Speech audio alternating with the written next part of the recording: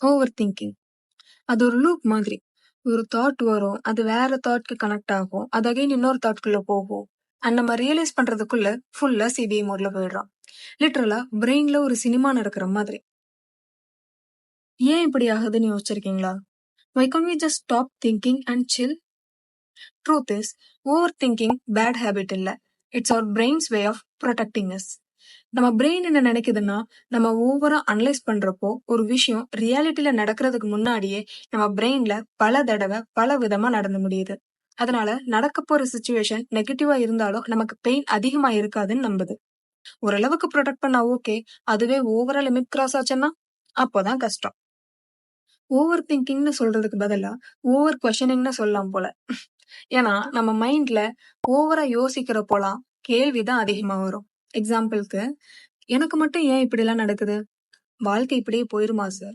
ரிப்ளைல ஒரு emoji miss ஆகுதே, ஒருவேளை கோவமா இருக்காங்களோ?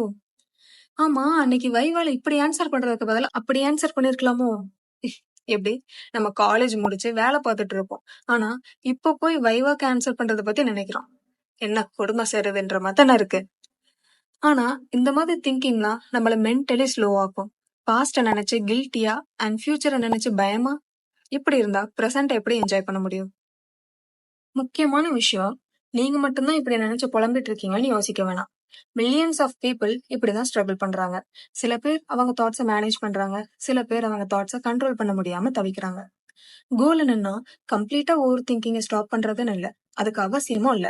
பட் நம்ம புரிஞ்சுக்க ஸ்டார்ட் பண்ணணும். நம்ம யோசிக்கிற எல்லாமே உண்மை இல்லைன்னு தெரிஞ்சுக்கணும். நம்ம மைண்ட 2 மினிட்ஸ் மேகி மாதிரி ரெடி பண்ண முடியாதுதான், ஆனா கொஞ்சம் கொஞ்சமா நம்ம மைண்ட ட்ரெயின் பண்ண முடியும். அதுக்கு அக்செப்டன்ஸ் ரொம்ப முக்கியம். சொல்றது ஈஸி, ஃபாலோ பண்ண கஷ்டம்னு எனக்கும் தெரியும். பிகாஸ் நானும் ஒரு ஓவர் திங்கர் தான். பெருமையா இருக்கா என்னன்னு தெரியல, but trust me, you are not alone.